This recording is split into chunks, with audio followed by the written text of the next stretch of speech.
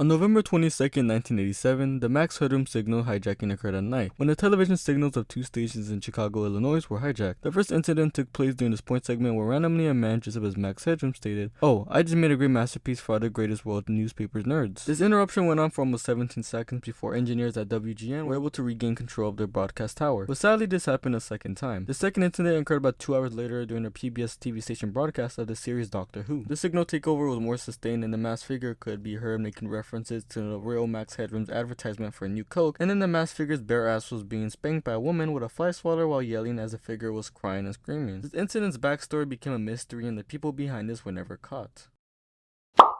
On February 11, 2013, several stations in Montana and Michigan were hijacked with a local area emergency message displaying a warning of a zombie apocalypse. The first of these hijackings took place at KRTV, Channel 2 and 3 during an airing of the Steve Wilkos show and during a commercial break for a pancake maker. The same hoax happened around 5 hours later and the hacker was caught the next day. It was then revealed that a backdoor attack allowed the hacker to access the security of an EAS equipment. And fun fact, the alert was an intro to a song called Fight 'em Till You Can't by Anthrax.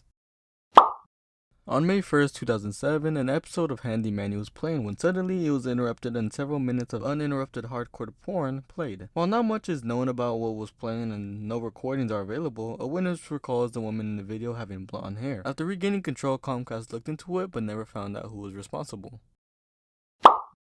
On February 1st, 2009, shortly after 7:30 p.m., with less than 3 minutes to play in a tightly fought final, the Cardinals had taken the lead with a touchdown. With fans watching in Arizona were astonished to randomly see a woman unzipping a man's trousers to reveal full male nudity, followed by what was described as a graphic act between the couple. Somehow the feed from a Super Bowl had been mixed up with a 30-second scene from an adult cable TV channel was exposed to people who were just trying to watch some football.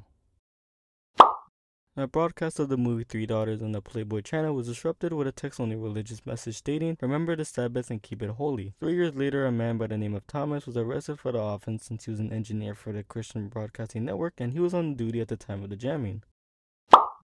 On November 26, 1977, Andrew Gardner presented a news summary where he reported on the clashes in Zimbabwe. Out of nowhere, the TV picture wobbled slightly, followed by a deep buzz. The audio was replaced by a distorted voice delivering a message for almost 6 minutes. Some of what he said was, "This is the voice of Verlin, a representative of Ashtar Galactic Command speaking to you. For many years you have seen us as lights in the sky. We speak to you now in peace and wisdom as we have done to your brothers and sisters all over this your planet Earth. We come to warn you of the destiny of your race and your world so you may communicate to your fellow beings the course you may take to avoid the disasters which threaten your world." The interruption closed shortly and just went to Looney Tunes. Southern Television apologized for what it described as a breakthrough in sound for some viewers.